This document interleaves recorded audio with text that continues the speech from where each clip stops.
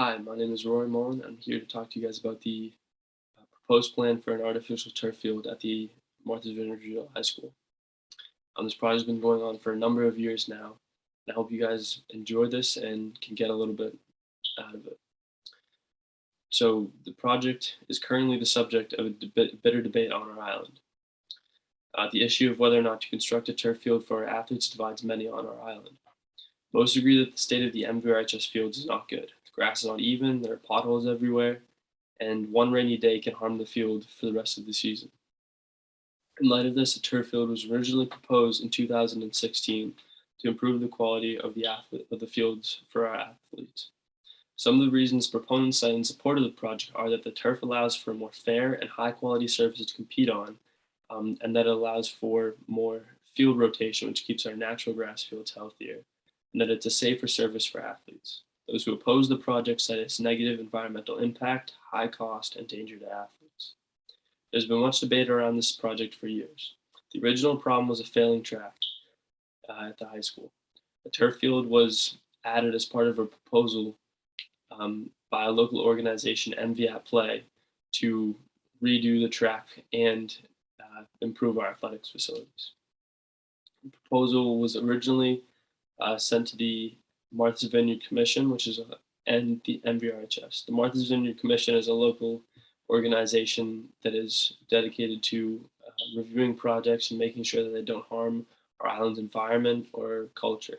Their purpose is kind of maintain the island identity. Um, so the MVI Play proposal was drafted with help from Gale Associates, a consulting firm, in 2016. It was later shelved and delayed to allow for more public discussion, and a, prefer- a proposal that the MVRHS preferred came in from the Field Fund, a local nonprofit dedicated to improving the quality of island fields.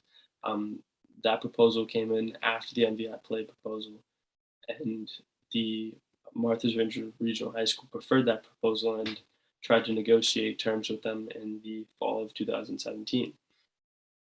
Um, but around this time, the negotiations stalled and were later postponed. The track was resurfaced earlier in 2017, guaranteeing 3 to 4 years of safe use, in anticipation that a project would be finalized by the time it would need to be resurfaced again. By the spring of 2018, though, both projects were still on the table. The high school then took matters into their own hands, hiring Hunter's Associates to design a new athletics facility. Chris Huntress of Hunter's Associates developed a brief overview of the plan, which was presented to each of the island towns. The towns had to vote yes to use $350,000 of excess and deficiency funds in this high school's budget. So the excess and deficiency funds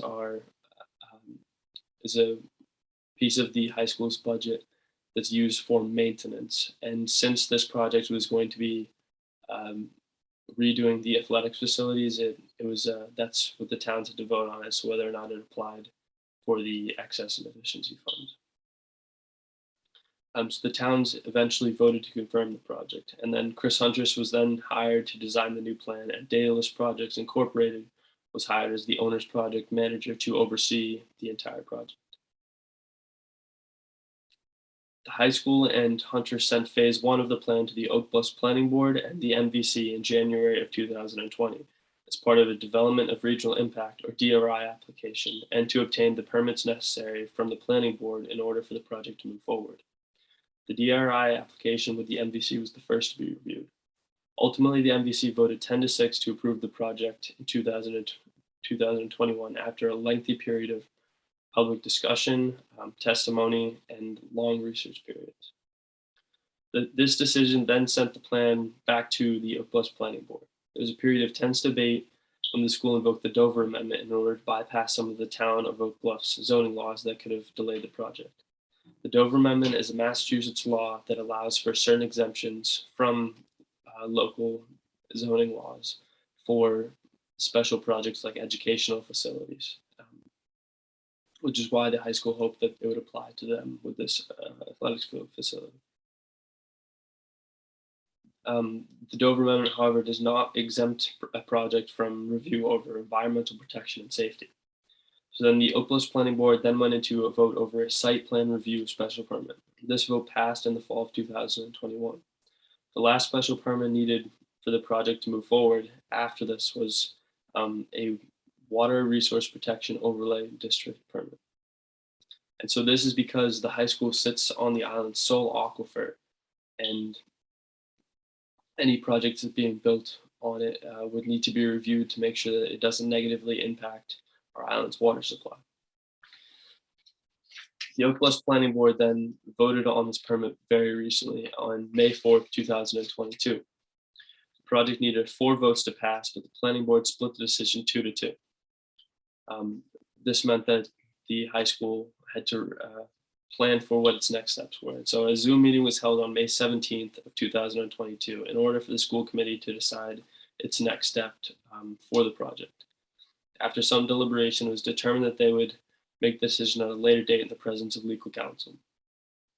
The decision they ended up, they had 3 options, but the one that they decided to go with was to appeal the Oak Bluffs Planning Board's permit decision to see if they could get it overturned and move forward with the project as it was. The other 2 options that they had were to 1, wait the necessary 2 years to reapply, or to 2, reapply as soon as possible with different materials for the project in order for it to be considered a separate project and not the same one. And so since the school committee is going forward with the original plan drafted with Chris Huntress that includes an artificial turf field, I think it's worthwhile to look at what the artificial turf field actually contains. In general, there are many different types of artificial turf fields, mainly characterized by the type of infill, shock pads, grass, and underlying structure. The MVRHS turf field would use an infill composed of loblolly pine wood and coconut husk, natural materials that are more environmentally safe than what is typically used in artificial turf fields. Most artificial turf fields use crumb rubber infill, which is made from ground up tires. Crumb rubber has been linked to many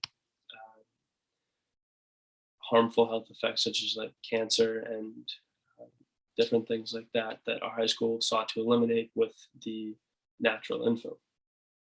The other specific aspects of the turf are less clear. The actual company who will install the artificial turf will not be chosen until the project's been approved by local authorities.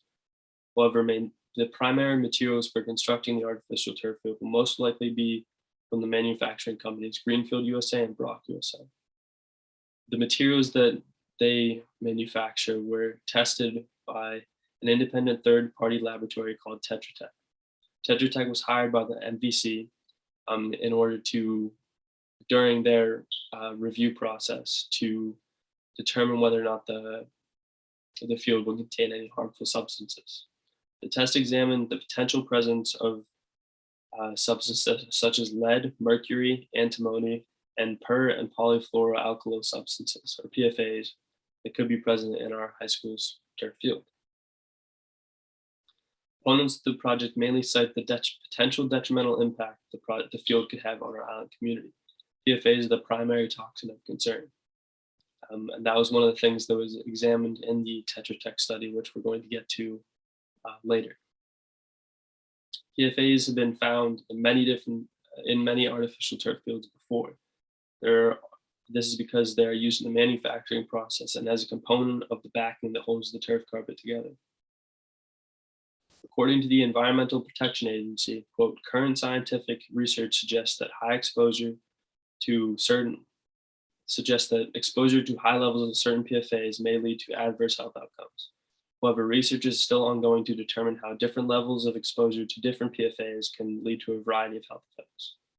Research is also underway to better understand the health effects associated with low levels of exposure to PFAs over long periods of time, especially in children, unquote. This would be very relevant information for a high school to have, but unfortunately, the problem with PFAs right now is that there's so many different types of them that it's nearly impossible to adequately test the safety of all of them. So this lack of concern over information was echoed by Darty Slavin, who was one of the many people that I talked to for this project. Ms. Slavin is one of the co-founders of the Field Fund, who we mentioned earlier, and she was part of the team that proposed the all-natural grass fields to the high school back in 2017. And so here's what she had to say about the environmental concerns raised by the artificial turf field. The precautionary principle has been a big thing for us, which is like, if you don't know, maybe you shouldn't do it. Yeah, And, yeah. and especially when it comes to the health of our children and the health of our water supply. And we do know enough now that even in Oak Bluffs, they have a certain level of PFAS present in their, their public water supply already. And so that is part of where that field is part of their water overlay district. So it's a protected zone.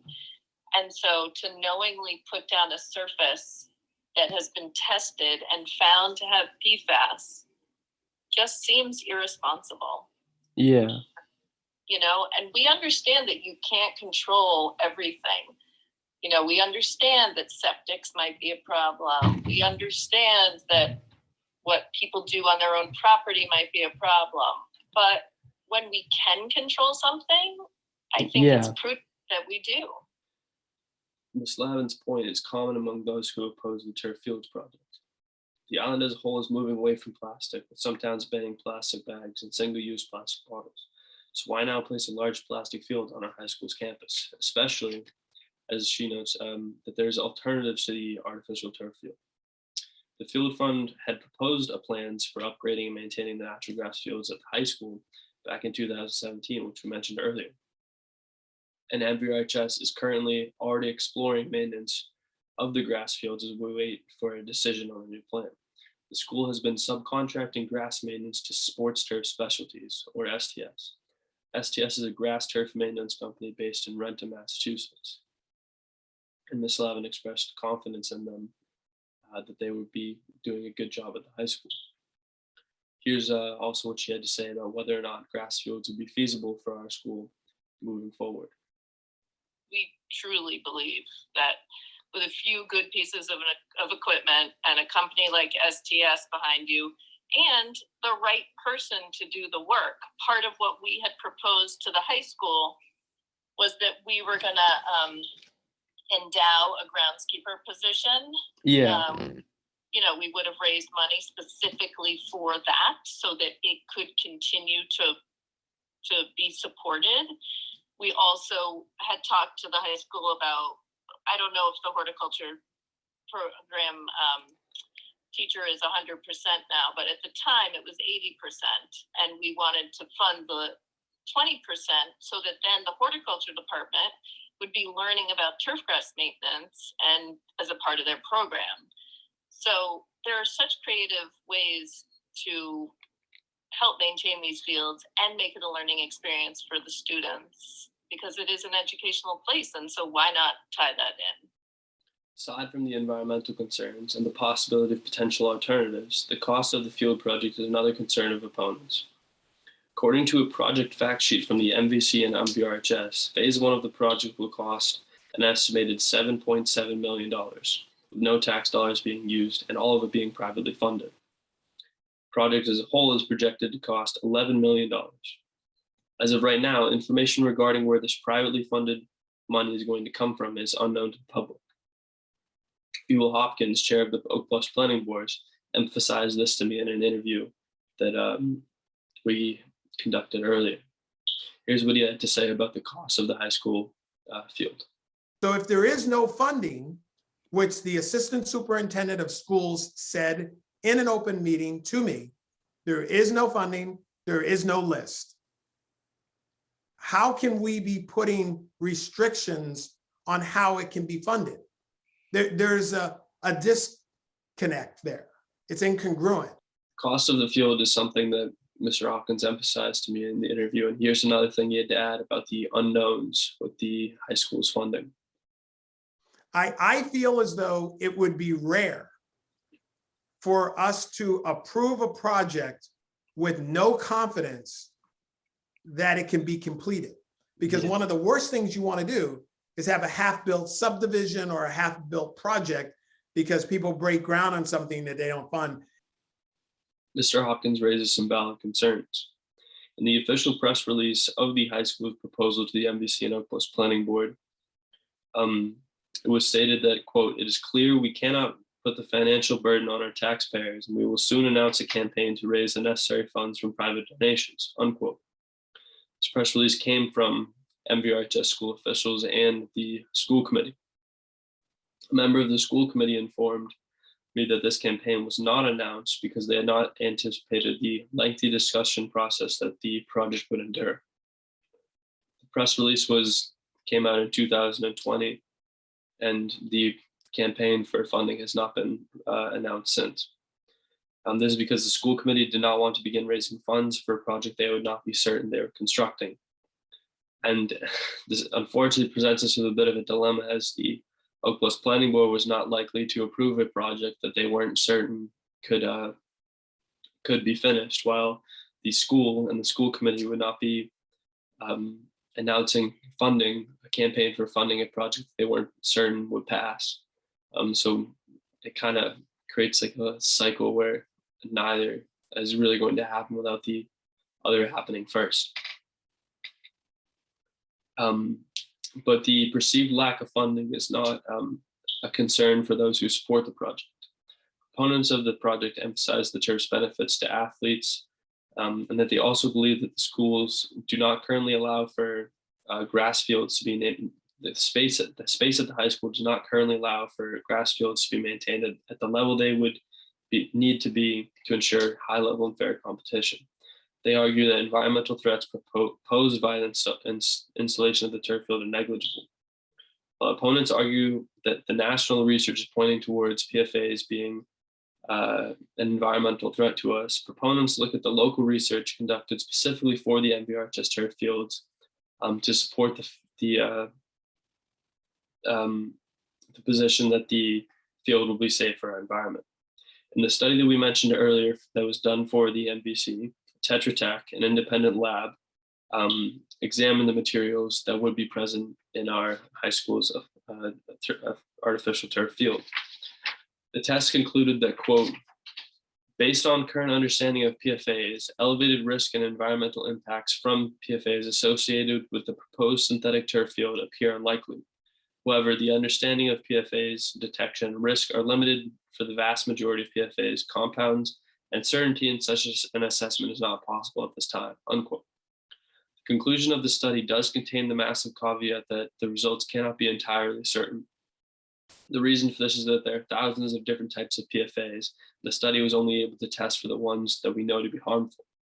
Of the ones that we know to be harmful that are regulated under Massachusetts state law, none were present at high enough levels to negatively affect our environment or our water supply. The study's uncertainty, which is due to the large amount of different types of untested PFAs, is supposedly mitigated by the fact that the high school's proposal includes installing 2 groundwater wells specifically to monitor groundwater near the high school and the field. This will allow us to test our groundwater supplies regularly for PFAS compounds to make sure that the artificial turf field at the high school would not be contaminating our water or our environment.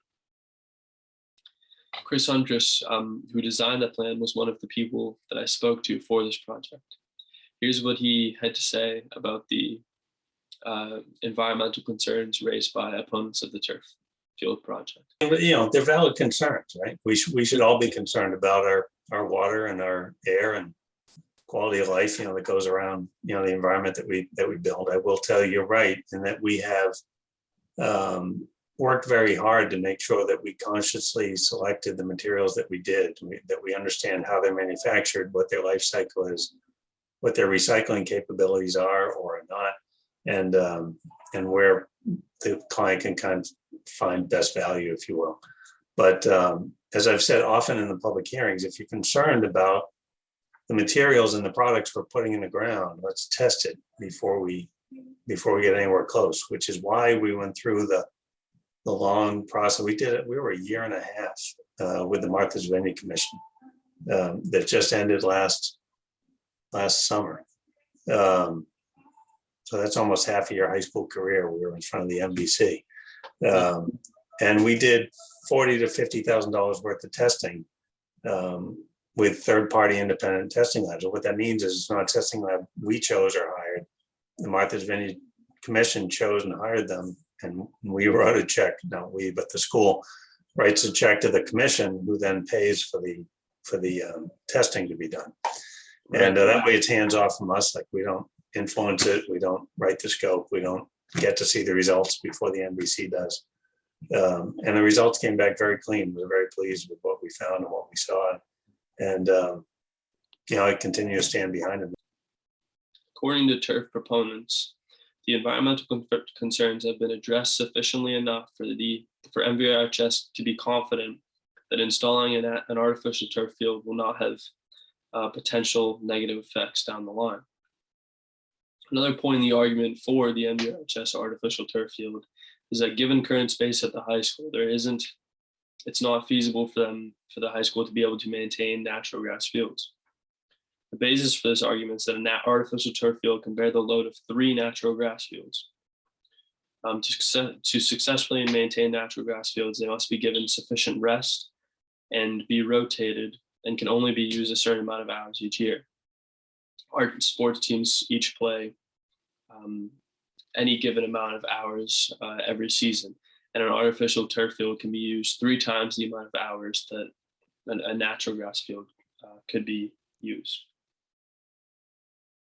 The turf field allows for more field rotation, which can help us keep our natural grass fields healthier and rotated more frequently.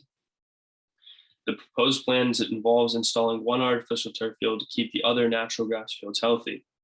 There will also be a reorientation of the current field space to maximize the amount of fields that are present on our high school's campus. And that the argument is that without the artificial turf field, there won't be enough fields to successfully rotate and maintain healthy natural grass fields. And so I mentioned earlier that I spoke to Chris Huntress about the environmental concerns. Here's what he had to say about whether or not natural grass would be a feasible alternative for the high school. Even if we did a master plan and kind of maxed out and reorganized your field so they're in a better, more organized orientation, you don't gain enough field space to get the hours down. There's a whole analysis that we did. It was based on the hours of use, and I could run you through all those numbers and everything else, but at the end of the day, I'm going to point back to your fields and say, just go look at them. We can all argue about whether, and we did, we argued a lot about whether I counted the hours right or whether I counted the hours wrong. But at the end of the day, we point back to the fields and say, look at the condition they're in. We can argue about whether I should have counted 600 hours per field or 800 hours per field. But at the end of the day, the fields are in bad shape. So they're not supporting the need. And you guys are blessed with an active sports program at the high school. You have lots of kids playing, and that's good. But when you have improved facilities, you'll get even higher participation. Current MVRHS Athletic Director Mark McCarthy echoed the sentiments of Chris Huntress, also citing the nitrogen limit as another factor preventing successful maintenance of grass fields.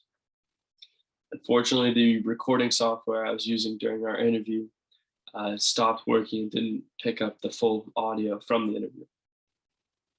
But the nitrogen limit that he emphasized to me is a limit imposed on the amount of fertilizer that can be applied to the fields at the high school. This is because runoff from the fields reaches many of the ponds up island by the South Shore, and excess fertilizer can harm the pond ecosystems.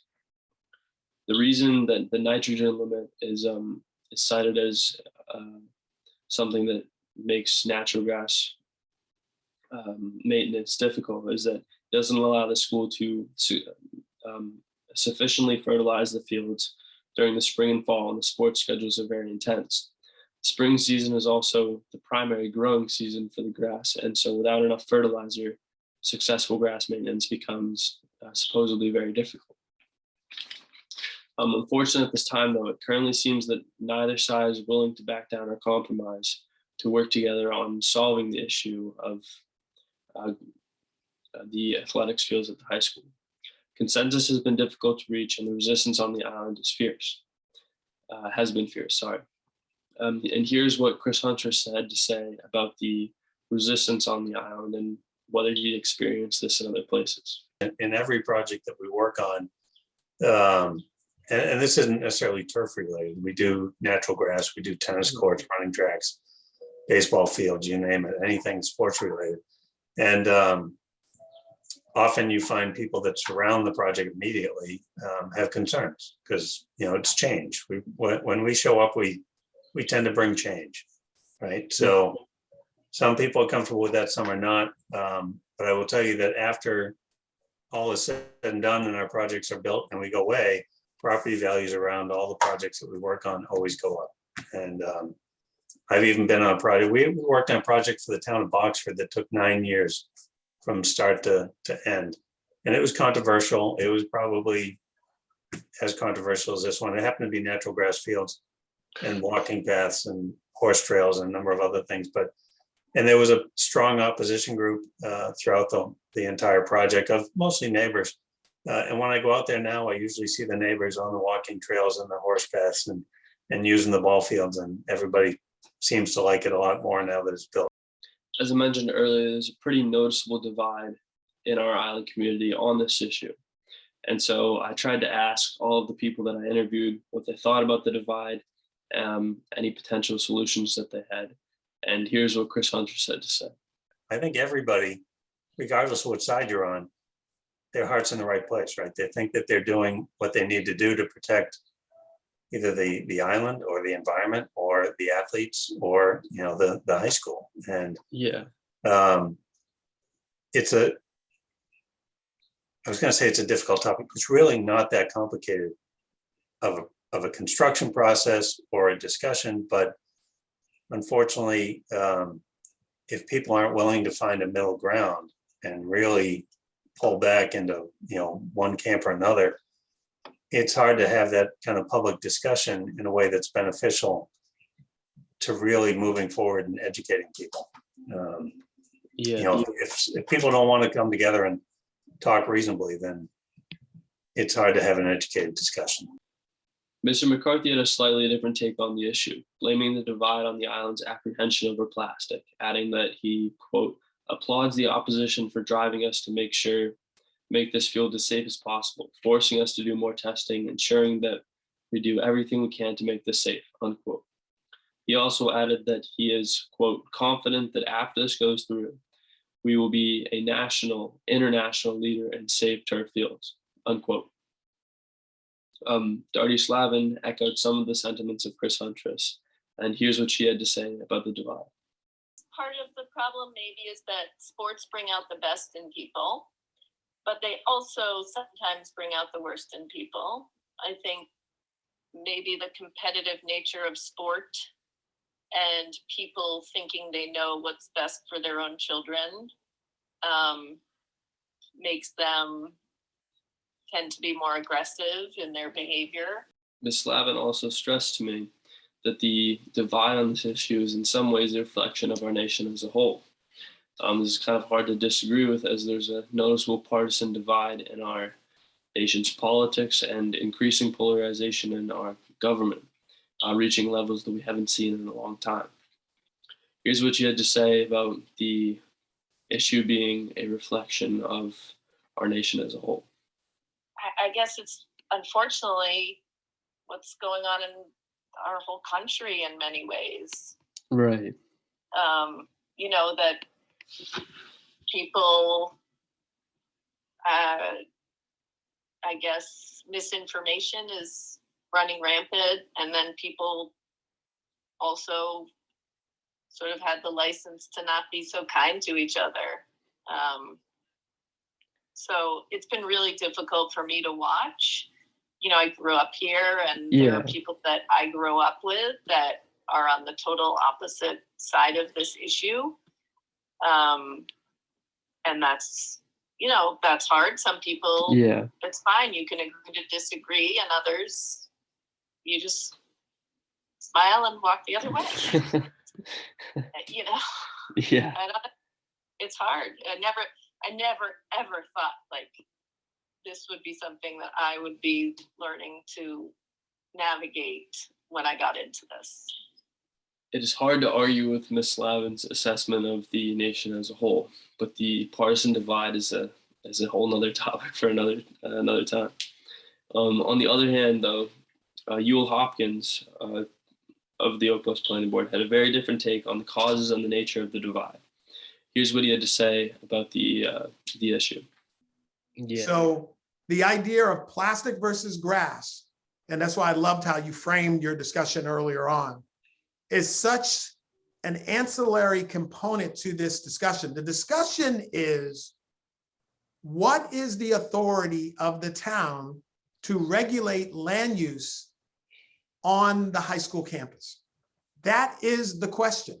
Whether it's Sanders Ave, whether it's the new building, whether it's playing surfaces, whether it's new bus shelter locations, whether it's a new middle school, whether it's collaboration with community services, whether it's collaboration with the YMCA, whether it's easements to island elderly housing. Right. All of these are land use discussions with the high school that we as a town need to understand and assert our authority in. Here's another clip from the interview that Mr. Hopkins and I had. This is still regarding the divide present in our community on the issue of the artificial turf field. And if I can leave you with anything, this conversation doesn't end with plastic or grass. Yeah.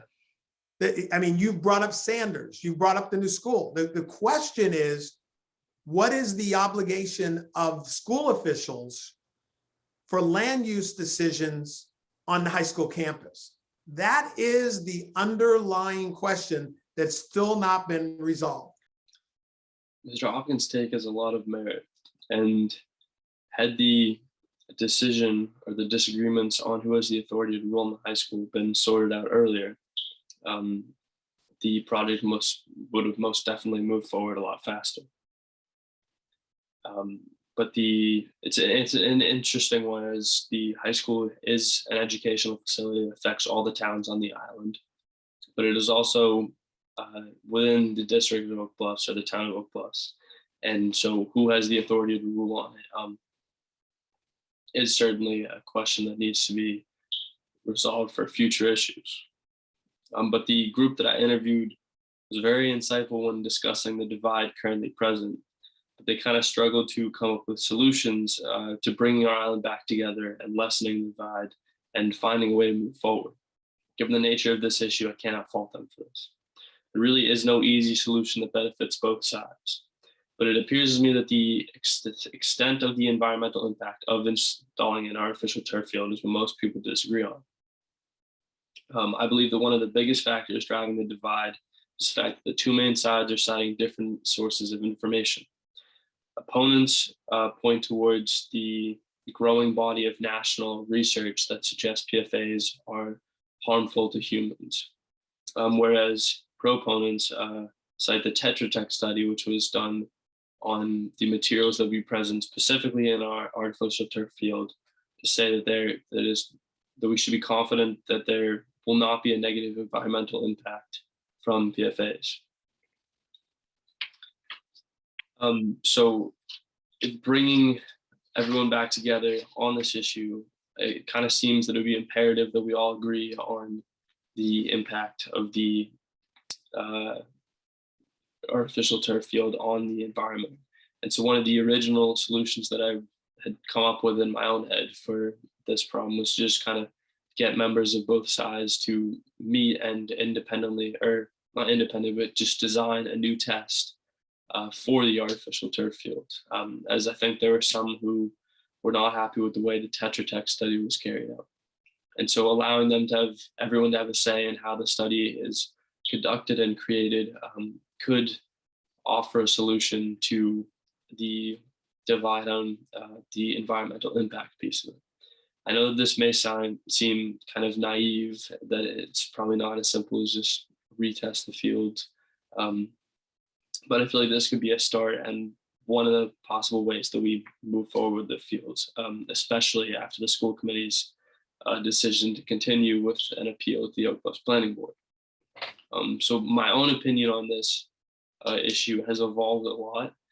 Originally, I really struggled to support it, but as I looked more and more into the issues with PFAs. But then I looked more into the project and then found it very hard to oppose it. But now I'm kind of stuck back in the middle. I really have no idea where to stand on this. It's such a complicated issue.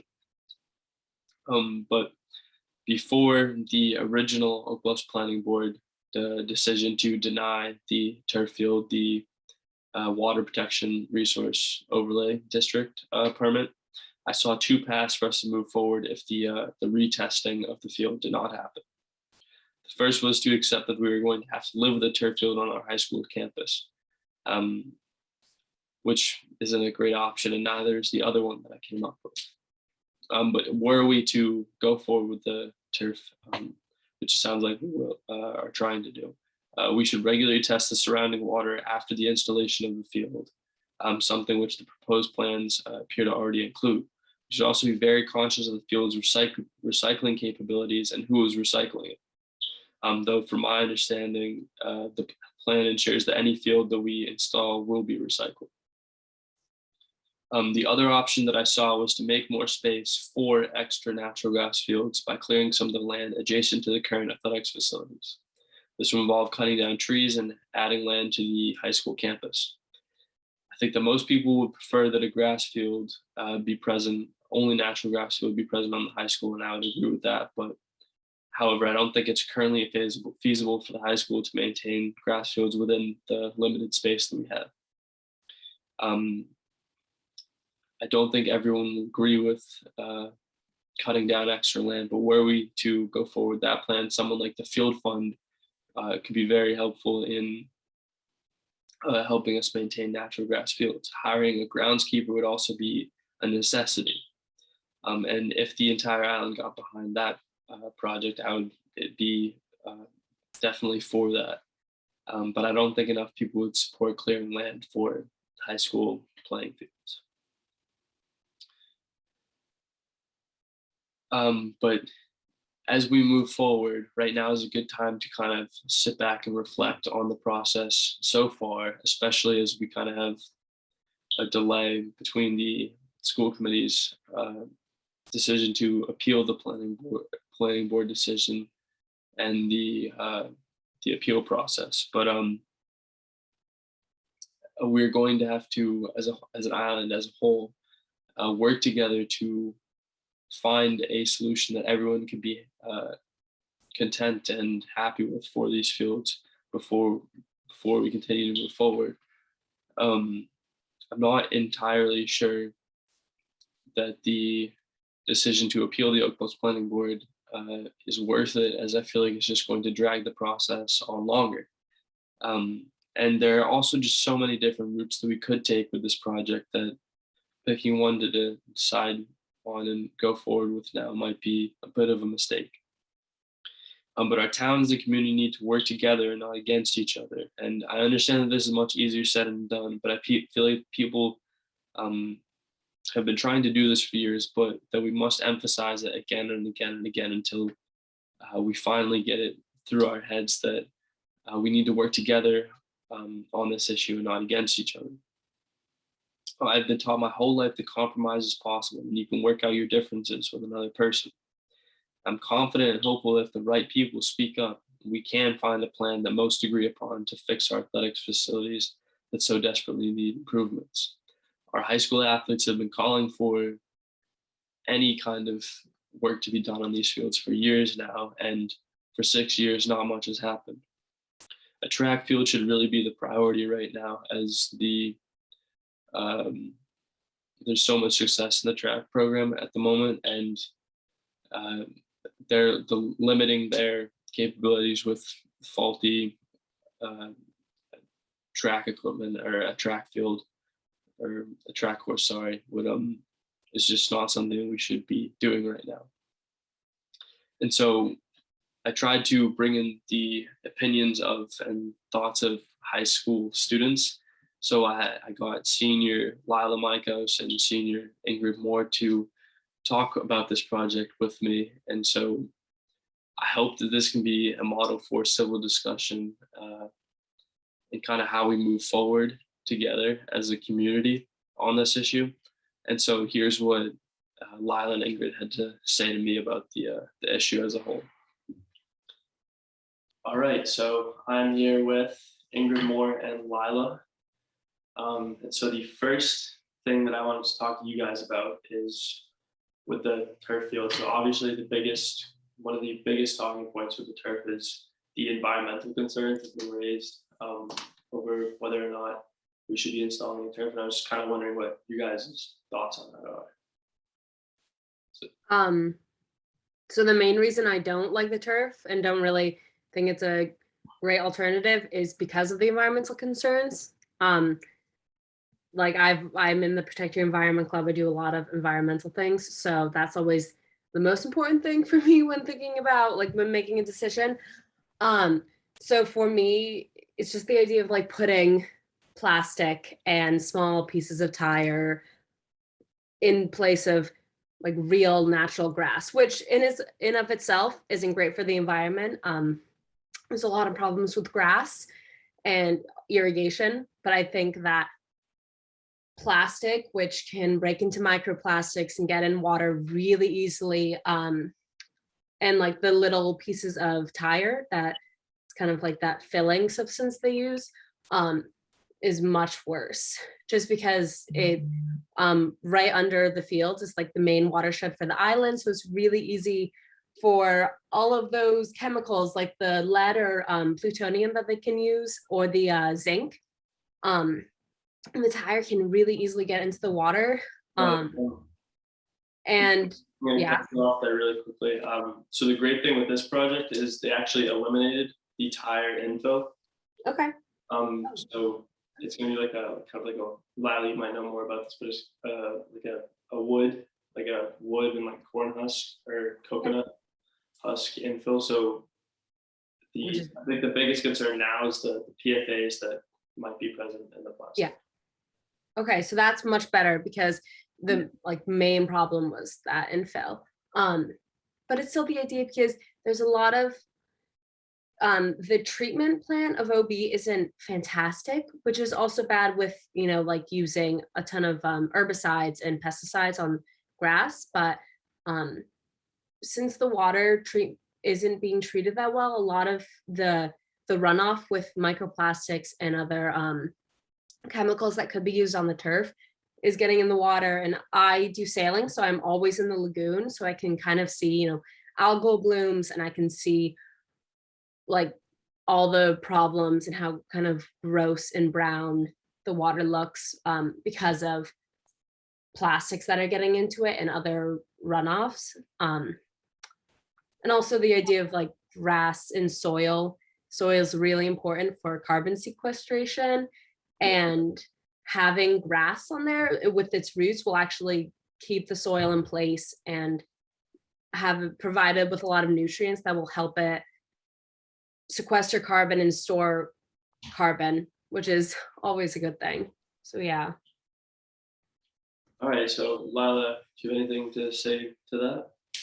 Yeah, I think I will be honest, originally when I've always played sports my whole life, and so when we would go away and play on a turf field, I would always I just was kind of confused. I always had this like idea in my head that they were really bad, and I never understood why so many schools had them, because I just had this idea in my head that they were really bad for the environment, and they had different types of chemicals and things that people playing on them could get sick, and I just was like so confused by it.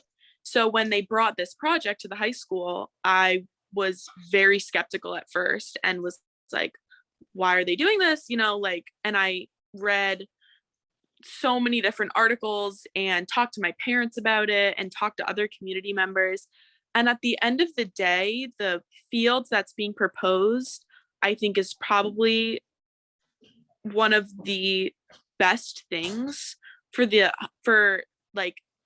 looking at it from an environmental aspect for the high school. I think that they're going through so many different hoops to try and make sure that no microplastics will be entering the water system. they completely eliminated the idea of using a crumb rubber infill because of the damage that it does have. They're using, I think, an organic, it's like oak and coconut husk maybe, infill to make sure that, you know, crumb rubber has no place on this island. And so they just want to make sure that it's not in our ecosystem. And from listening to all the Zoom meetings and doing tons of my own research, I think that the filtration system that they're planning to put under the field in the event that microplastics are released from the field would catch those plastics and filter them out of the water system before they even have a chance to get in there. And, you know, I think like everyone else, environmental issues have really come to the forefront of my life. I think I'm much more aware of them, especially in the last probably 5 or 10 years as I've gotten older, and it's become a more widely talked about issue.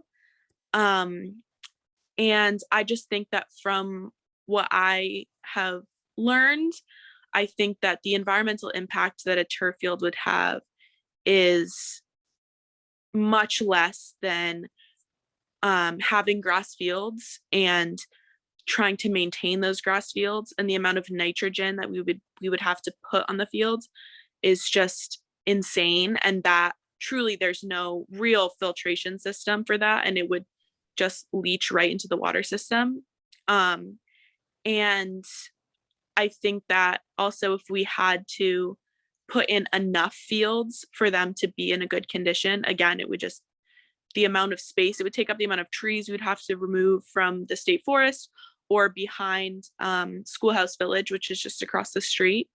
I think it's kind of a lesser of two evils, sort of. It's the idea of putting down a surface that it doesn't really let water penetrate through isn't great, but also the idea of just spreading nitrogen, like obscene amounts of nitrogen all over that same area and more, I think is almost worse. But I don't know. I think it's. Yeah, no, that's great. So it seems like both of you guys are kind of touching on one of the problems with whether or not natural gas is feasible, and that is like whether we can maintain it successfully, especially with like the amount of nitrogen and fertilizers that would be required. So to speak to that, do you guys think that were we to abandon the turf, which seems like that might be pretty likely, is natural grass feasible for the high school in maintaining high quality athletic surfaces? I think, sorry, yeah. You want to take this first? Yeah. Perfect. No, you can go, Rory. Well, no, I was asking for you. Guys. Okay. Well, I think natural grass takes a ton of work, especially if like you don't want it organic, which I mean, obviously like that would be the best case scenario is, you know, using no fertilizers, no pesticides, but that's not feasible at all. So of course there are like a ton of problems with taking care of fields, especially grass fields, because technically grass is an invasive plant, so it's doesn't add anything to the ecosystem, and it kind of just destroys all other native plants that you could have there. But there's so much water and irrigation that goes with having these, like having natural fields. You have to maintain it in the summer, you keep it from thinning out, keep it from freezing in the winter, also applying herbicides and pesticides and all that stuff to actually keep it safe for people to play on. But grass is, I mean, it's still a plant, so it's still like going through photosynthesis and removing carbon. And my big thing is like, you know, it's still keeping the soil intact, which minimizes the like soil compaction. Like the soil and ground under turf tends to be like a really harder and denser, which limits the amount of water that can be taken in, and it actually like sinks the ground. And also there are definitely, well, so some turf fields still need to be irrigated. They still need to be taken care of, especially if you're worried about like turf burn or MRSA. So there's still the idea of, you have to, water the field to like keep it cool or to maintain it. It's obviously not as much as a real field, but so there are definitely pros and cons of like irrigation and stuff, because that's a huge issue, especially when we're talking about water, because there's either, you can pollute the water with fertilizers and pesticides, and plastics, or you can use up a ton of the water watering a field. But I think having that natural fields just allows so much more of that irrigation water to actually be returned to the earth, to go into the watershed and go through the soil and actually be used again, as opposed to just kind of spread on the turf and then go into runoff, and like go into sewers, stuff like that, as opposed to actually seeping into the soil and providing for maybe other native plants. Hopefully. Yeah, and some people would point to the success that the field fund has had, maintaining the West Tisbury school fields and Oak Bluff school fields. They did a huge project there.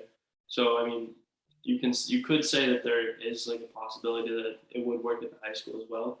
It's just, as you said, it's going to take a lot of work. Lila, do you have any comments on that?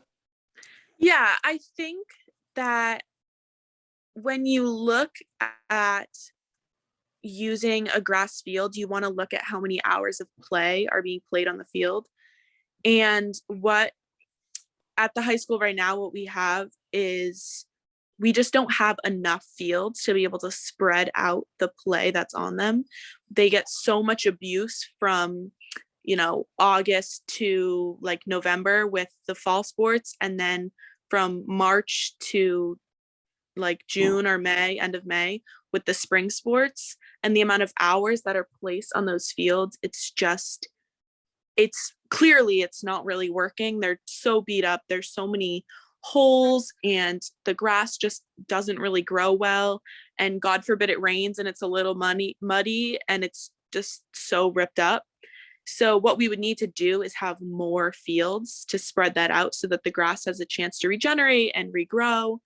And looking at the amount of teams that we have and the amount of time they spend out in the fields, we would have to have, I think it's like 18, 16, something like that, full-size grass fields, which if we could do that, it would be amazing. I mean, I think most athletes would say they would love to just play on a really well manicured grass field.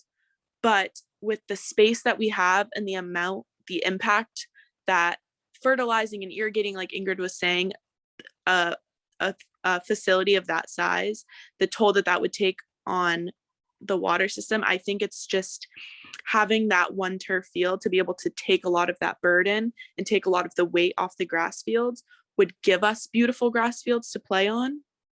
And then we would kind of have the best of both worlds.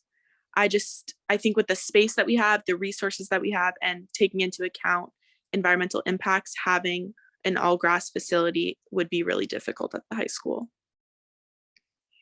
Right. All right. That's good. So we've kind of talked a lot about the environmental concerns of the turf and the difficulties with grass.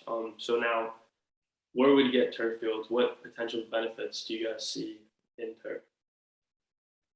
I personally, I think that turf is a lot safer. I think that just looking at it like from an athlete playing on the field, I think that the surface is incredibly uniform. They're proposing putting a shock pad underneath so that were you to fall or anything like that, it would almost be like a little bit bouncy to prevent injuries. One of my best friends, like 3 weeks ago, maybe, was playing in lacrosse practice and was like kind of running backwards with the ball and stepped into a little dugout divot in the field, and broke his ankle and completely ended his lacrosse career. And injuries like that are 100% preventable with a turf field. I think that it also provides us we would have the same facilities as schools off island and have that, same base level area to play on. And I think that also would give us, just looking at it as an athlete, I think that would give us a little bit more of a leg up to try and compete at the same level of so many schools off island, because we, go off to these turf facilities that are stunning, and we are just they play so out of our league because we just don't have those same resources here. So I think that would be one of the biggest benefits for me, is in addition to the safety, also just kind of, no pun intended, but leveling the playing field a little bit and giving us the ability to compete at that same level. Yeah, I totally get that. Like the idea where it's kind of unequal and stuff. Like athletes here have to deal with really not great grass fields, and also like turf fields are definitely safer because you don't have all of like those holes, or you don't have to worry about it raining. And it's just so much easier to use.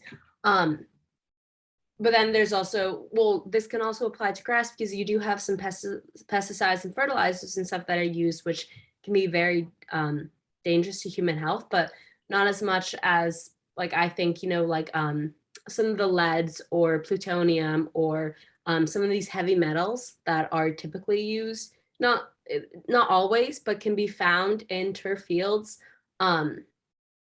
Just the idea of, there's also like, it's plastic, so it's going to get hotter than grass. And I know this has been widely discussed, but in the summer, if you're playing, say late May, and you fall and you slip or you trip, something happens and you get like a really bad burn, you get injured. There's, I think, a higher level of injuries actually. On turf. That might be incorrect though. And to your point there, I spent a good amount of time looking into injury rates, and they're pretty much even. At least at the professional level, there's very negligible difference in between the injury rates.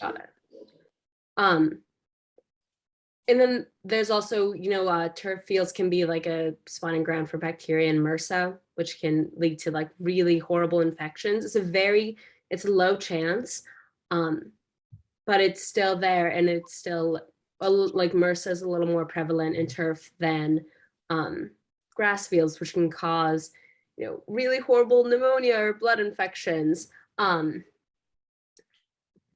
But, and also, we haven't really had enough time to like do any really long-term medical studies on the effects of turf versus real grass. So we're not, from a medical standpoint, you can't really be sure like what are some long-term negative consequences of either option. And they're starting to do this, but it just hasn't been enough time where we've had turf grass and we've had people playing on turf to actually like see what happens to them, see if they do get lead poisoning, or if there are carcinogens present in the turf that can have really horrible long-term and lasting effects long after you think that it's done. So there are definitely some amazing pros of playing with turf fields. It's much safer, like injury wise, you're a lot less likely to break your foot. But I think the risk of infection or risk of getting sick, especially in the future, is a lot higher if you do get hurt.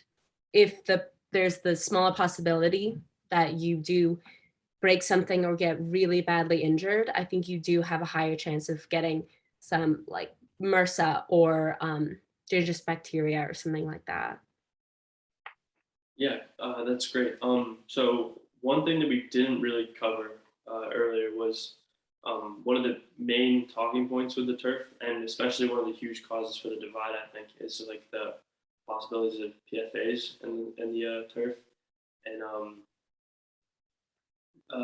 yeah, I just wanted to know you guys' thoughts on like what really is causing the divide in our community. I don't know how close you guys have been following it, but I'm pretty sure a lot of you probably have. But the divide's been pretty polarized. There's been some pretty intense discussions and disagreements.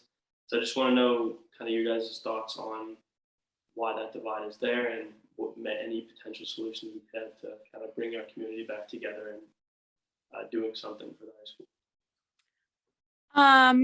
I think for me, it's just like, it's very sad to see how divided our community can get and how vicious the arguments can get. And that's on both sides. I think that I mean, obviously I support the turf, but I think that there are people that support the turf that can get very out of line. And same with people that support the grass. I think it's just, I mean, I know people who've ended friendships over it. And it's, at the end of the day, I think that it comes from, you know, people who are supporting the turf want the best thing for themselves, for the rest of the community, what they perceive to be for the rest of the community, for their children, for their friends' kids. They, you know, they have their best interests at heart. And same with the people who are supporting the grass fields. I think they want what's best and they think that that's grass, and the people that think that it's turf, I think it's turf. And so they don't want to compromise on the solution because they feel that their safety or, you know, their tax money or anything like that is at stake. And so I think when people feel that way, they tend to get a lot more heated. And also because this project has been, you know, going on for so long and people have put so much time and so much effort into whichever side they believe in, it's a very emotional thing. And sometimes I think, even myself, sometimes I have a hard time separating my personal emotion from just being factual and, you know, being able to have a conversation like this where it doesn't get heated or anything like that. And I think it also just kind of speaks to the political climate that we have in our country. I think so many issues are getting like just taken, like just getting so out of hand like this. Kind of with anything, it really doesn't matter what it is.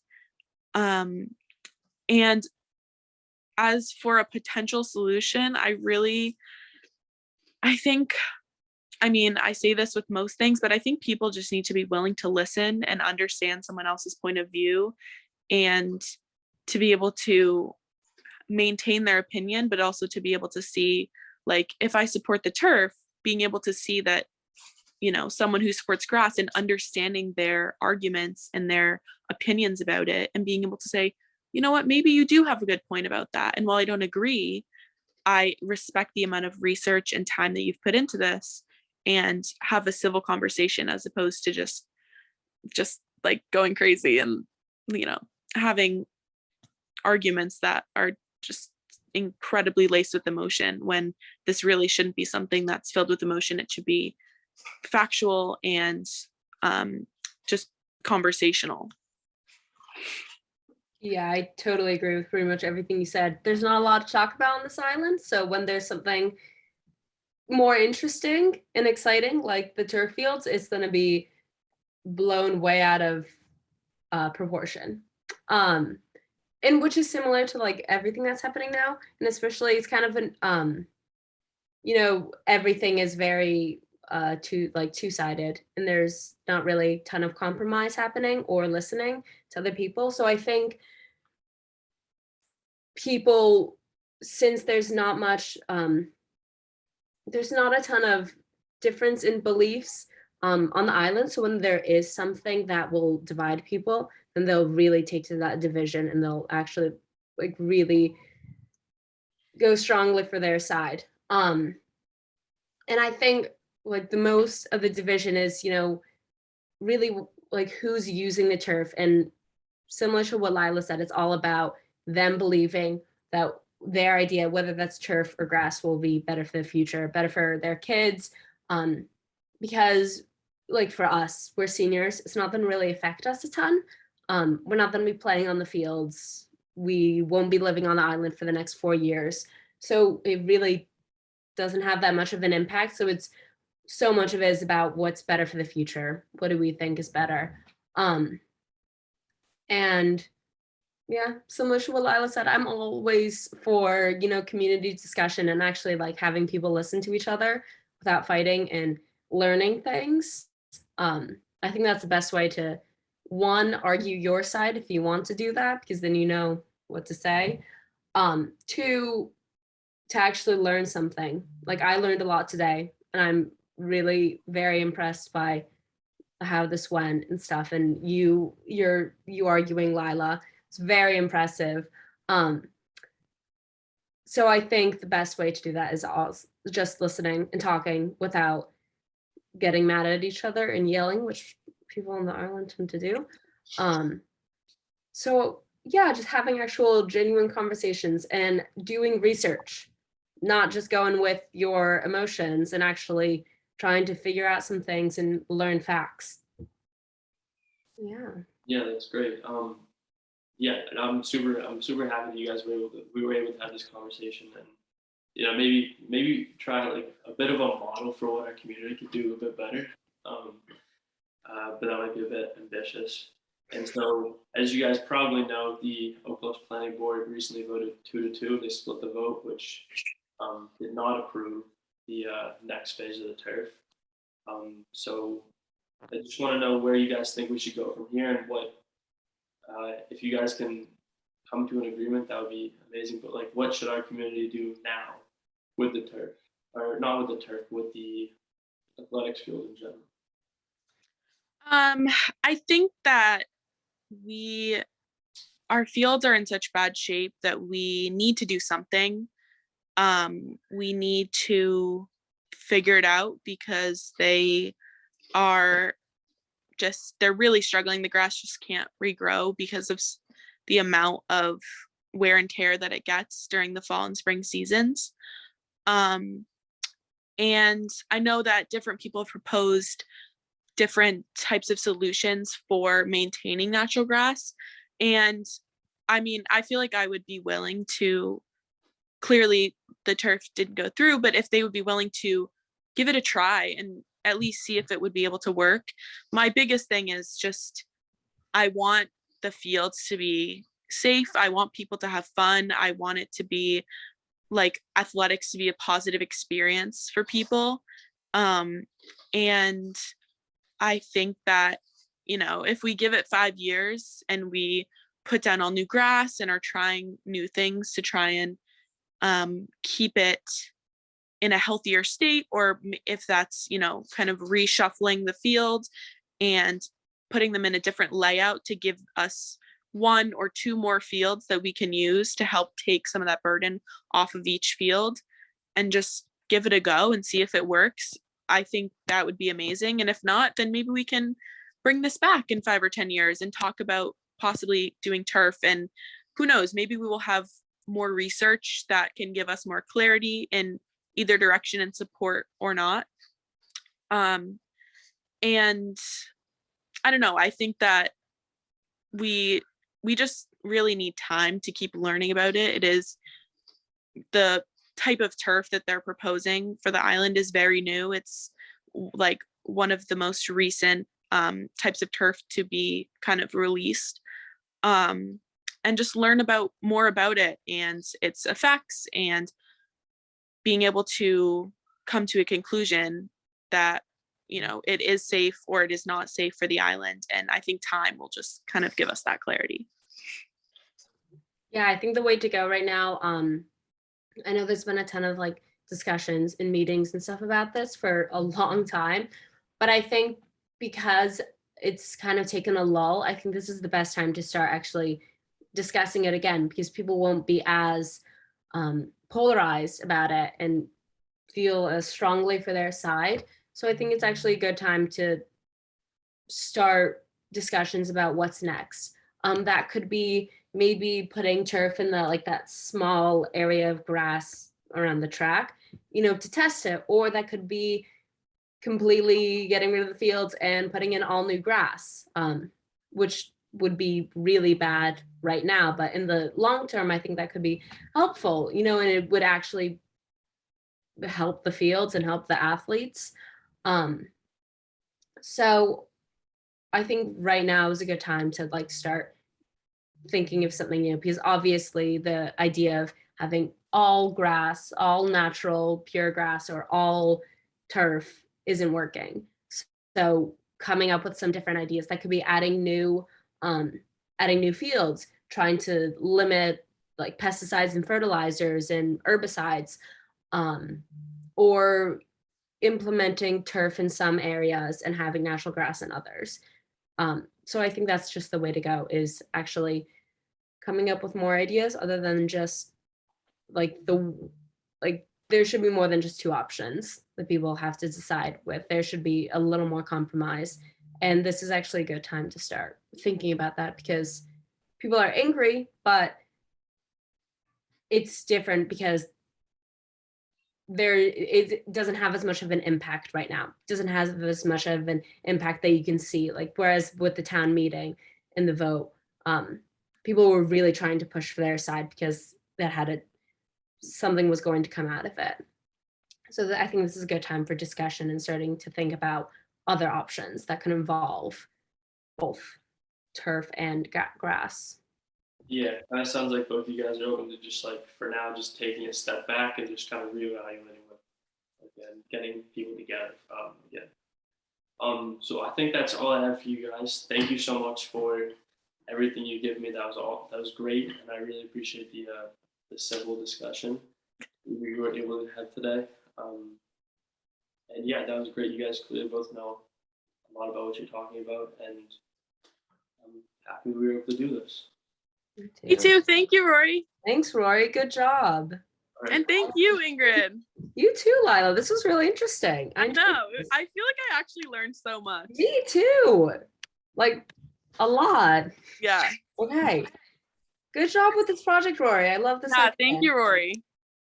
All right. I'd really like to thank Ingrid and Lila for such a great discussion. I had a great time with them. That was probably one of the more fun pieces of this project.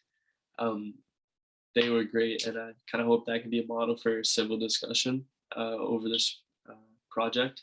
I'd also like to thank Darty Slavin, Yule Hopkins, Chris Huntress, and Mark McCarthy for taking time out of their day to discuss this project with me. They were super influential in my research process and kind of helping me get this project moving forward and pointing me in directions that I needed to go in order to complete this and finish and really truly understand the project in the most complete manner that I can. I would also like to say that I have high hopes for the future of this project and for the athletics facilities at MVRHS. But I think that the only way to move forward is through compromise.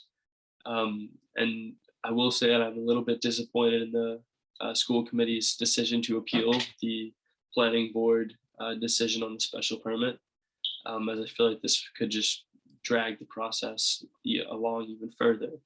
I'd agree with Ingrid when she said that right now would be a good time to kind of take a step back and reevaluate this project and the process as a whole, and that appealing the decision of the planning board kind of limits our ability to do this. Right now would be a great time to kind of truly like step back and explore the many different routes that we could go in and do something truly meaningful for the high school. But that can only be achieved through compromise. I have high hopes that our communities can work together, and I think there's a huge potential for agreement on this issue.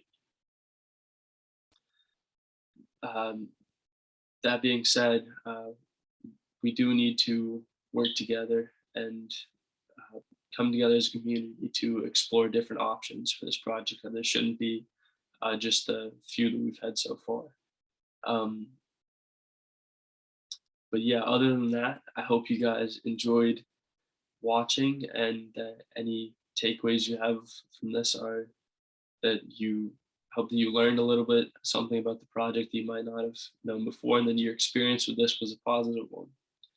So thanks for watching, and that's everything I have for you guys.